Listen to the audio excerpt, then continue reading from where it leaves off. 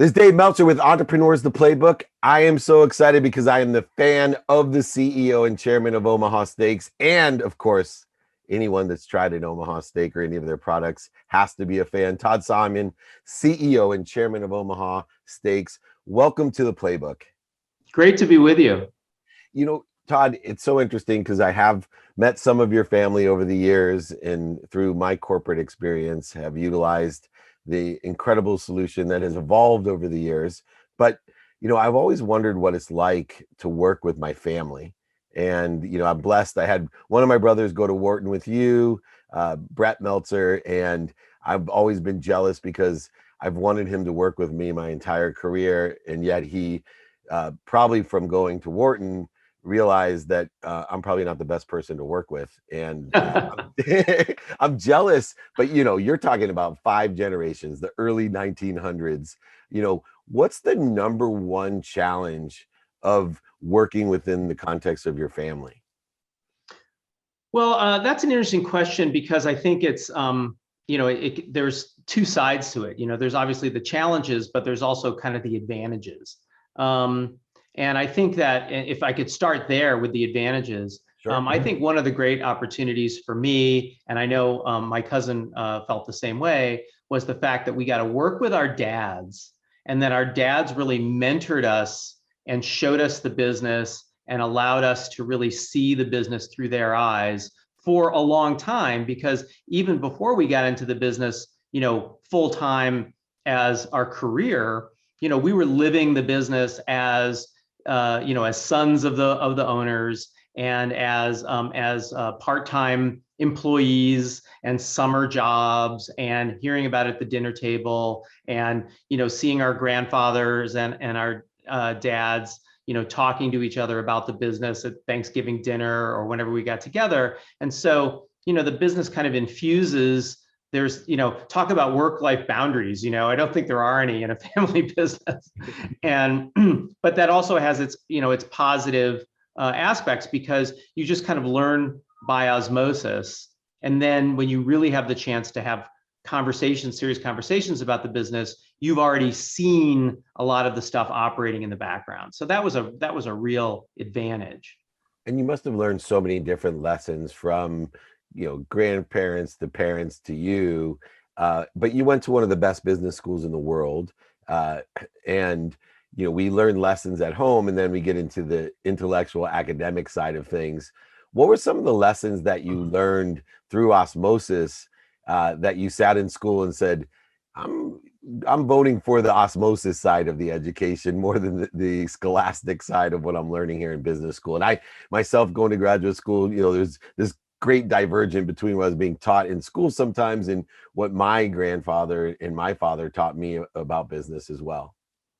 I think that one of the things that that happened, particularly as we grew our consumer business, was that even within an established business that already had one line of business, so we started out really as a food service company, and then we transitioned to being a direct-to-consumer company, is that we had to become an entrepreneurial business within an established business.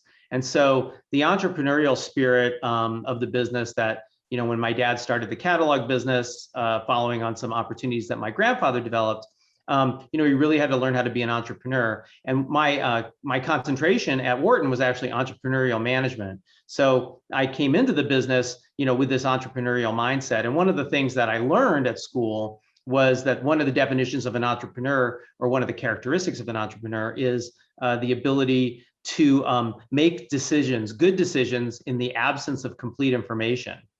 And I think that when you're growing a business and you're in a very rapidly changing environment, you're never going to have complete information. So you have to be able to fight for an idea and be able to work with some people who might want more information than others within the family in order to make a decision. You have to sort of battle that out and say, I'm comfortable with this. We've got to kind of take a leap of faith. And I think that's one of the characteristics that entrepreneurs, really have, is that ability to take a leap of faith with a vision, and being informed by as much information as you have, but knowing it's never going to be perfect. So at some point, you're just going to have to pull the trigger.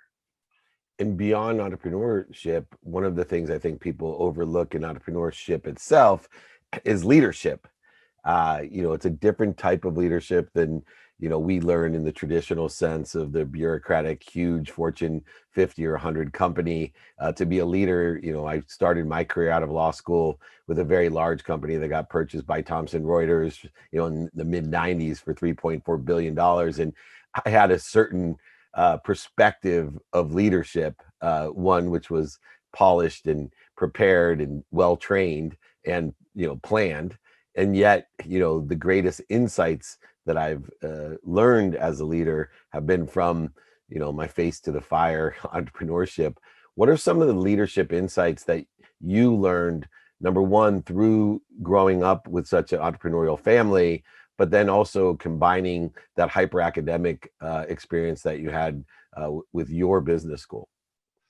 Well, one of them I think is just knowing that we've always had a really flat organization. And so, being able to look at ideas, no matter where they come from, and realizing that there's no one individual who has a monopoly on ideas within the organization, but rather, if somebody in the marketing department says, "Hey, I think we should," I got an idea for a new product, or, somebody in the production department says, "I think I've got a marketing idea," that, we were able to kind of, sit around a table and be able to kind of vet those ideas and then be able to kind of pull the trigger quickly. So, in the family business, you can imagine me and my cousin sitting around and him saying, "I just heard this idea this morning at a meeting," and I'm like, "Yeah, why not? Let's do it."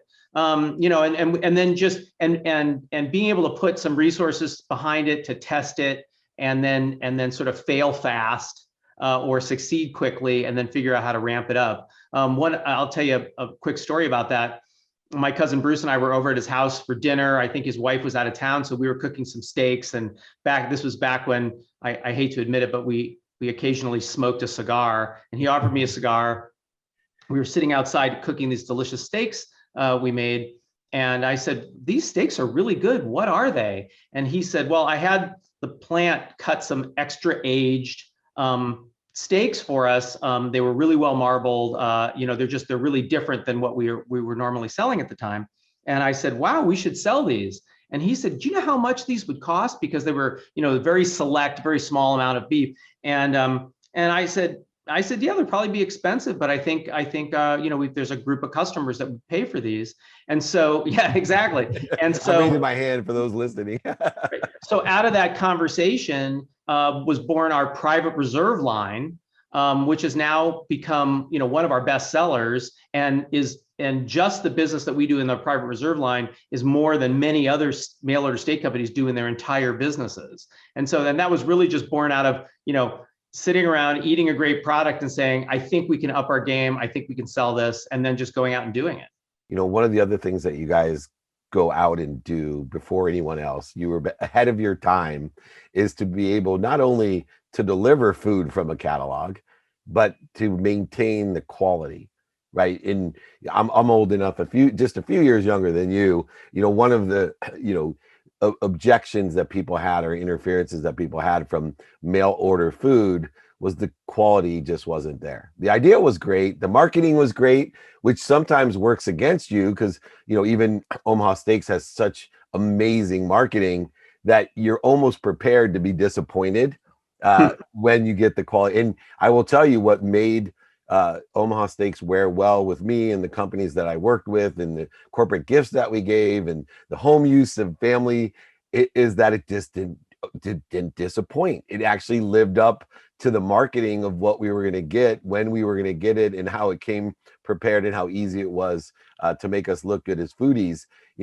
What type, back then, before it became commonplace to deliver food of high quality, how important and how difficult was that when you first started, out of school, to be able to deliver such a high quality product?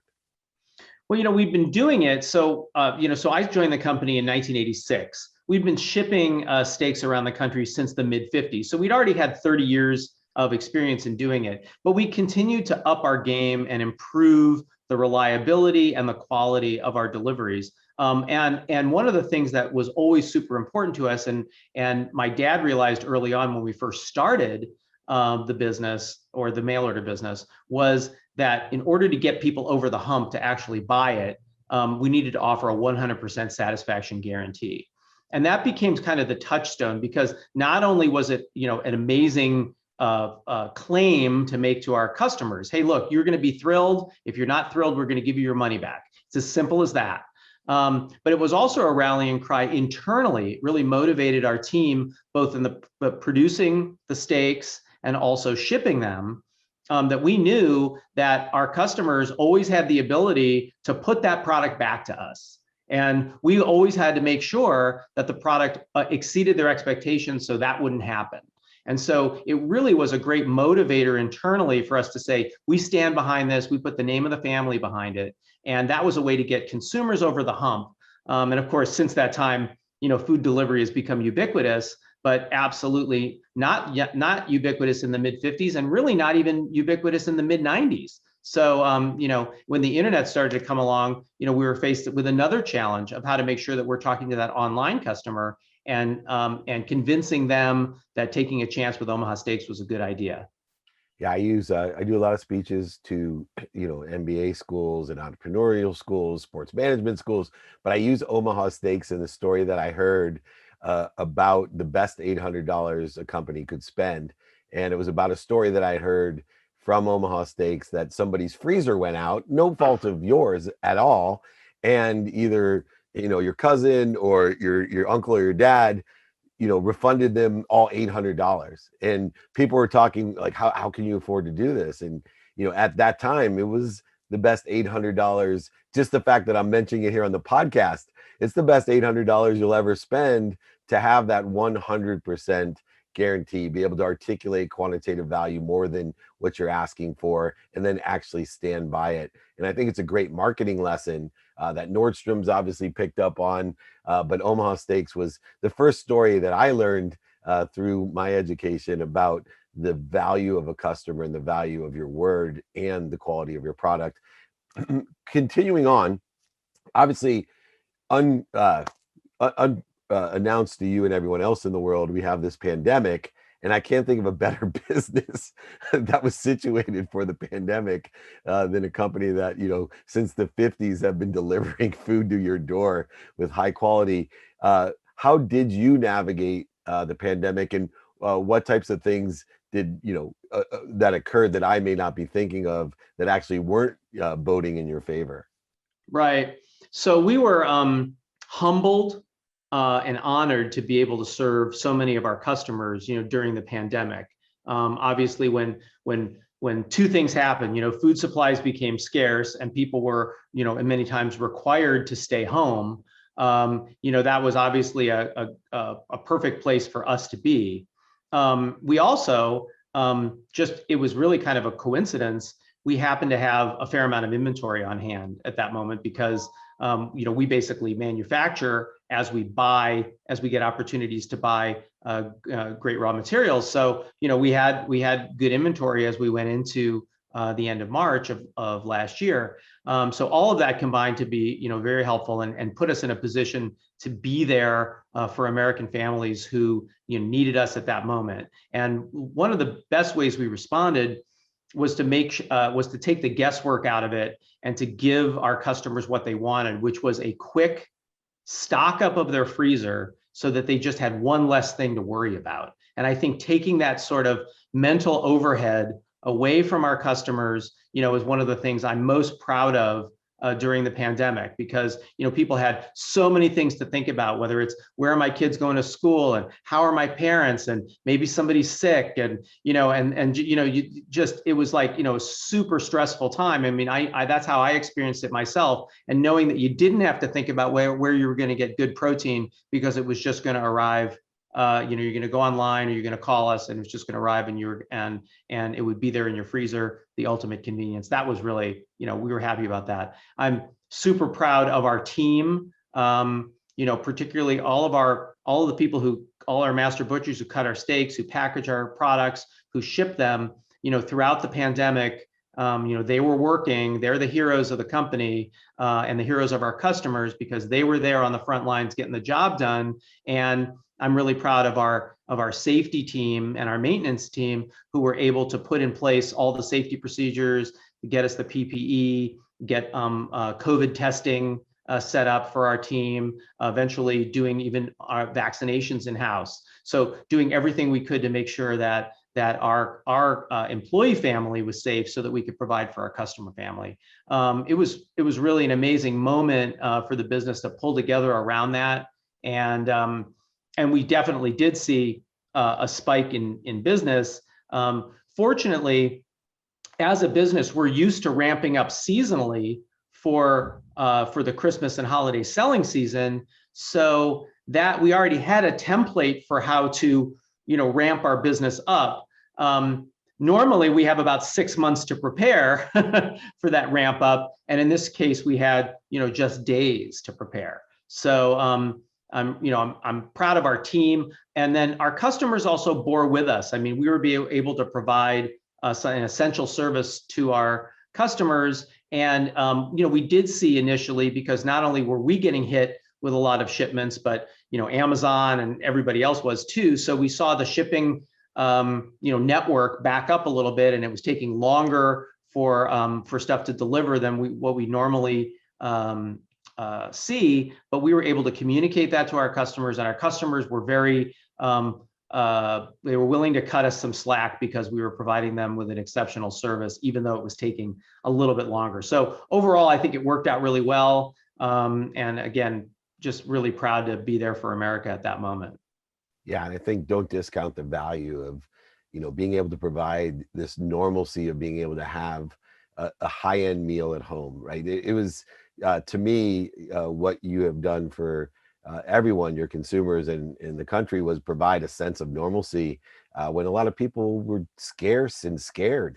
And I think that meant a lot. And it will post-pandemic, I think, create an energy of goodwill and even more of a love for your food, in which we all know that's the language of love, is a good steak to me. So I appreciate you sharing your love during a very difficult time. Last question, post-pandemic, you and your family have probably more experience in the dining at home, eating out, delivery, shipment business than anyone else in our country. What are your expectations in that realm of dining at home, eating out, and delivery? So one of the things that we saw during the pandemic, and I think you mentioned it in your lead into the question, is that many families either discovered or rediscovered the joy of cooking at home with their family. And I know that that was true for me, because I was able to get my kids involved in grilling, as an example, which they hadn't really taken much of an interest before, but there wasn't that much else to do. And so, they were willing to engage with their dad, on how to cook a steak. And that was really fun. And so I believe that what we're going to see going forward, and we've already got some indications of this from some research we've done, is that consumers are going to continue to cook at home. They're going to start expanding the footprint and having larger gatherings. While some consumers are anxious to get out, myself included, they're going to be getting out, but they're also going to be entertaining at home, maybe for larger groups. Because even now, when you get out, you can't. It's hard to show up at a restaurant with 8 or 10 people, and have a really great experience. But that's really easy to do at home. It's very controlled. It's really fun, and people learned during the pandemic that there's a lot that's super convenient about being home. You don't have to get ready. You've already got the Omaha Steaks in your freezer. You've got a grill. Your friends can walk over. I mean, all of that stuff sort of, combined makes for a very rewarding experience. The kids can play together and run around and not have to worry about the confines of a restaurant. And I think we're already seeing it. We are seeing people return to restaurants, which is great. We've got a food service business that supplies restaurants as well, so we're excited to see that business come back. And I think that food delivery is kind of here to stay. I mean, I think one of the things that I don't know the exact numbers. You probably could look them up, but I think that pre-pandemic, a number of American households that had ordered groceries to be delivered at home was in the low single digits. I know that number has had to have risen into the double digits during the pandemic. And I think people have discovered, like we have at our house, that it's really convenient to have particularly groceries and other food delivered. Now, personally, I think the takeout experience, the delivery of cooked food is nowhere near as robust as when I cook food myself at home, for a lot of reasons, like soggy French fries being one of them. But I think that the delivery of groceries and the delivery of ingredient food like Omaha Steaks is going to continue to thrive as people have learned how convenient it really is.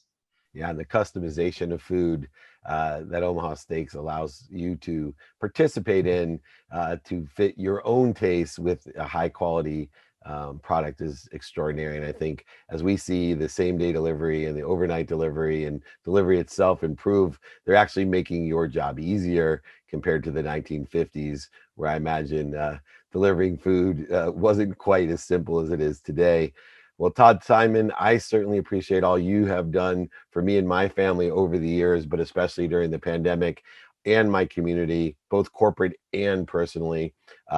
As CEO and Chairman of Omaha Steaks, you're doing an extraordinary job. I look forward to doing more with you.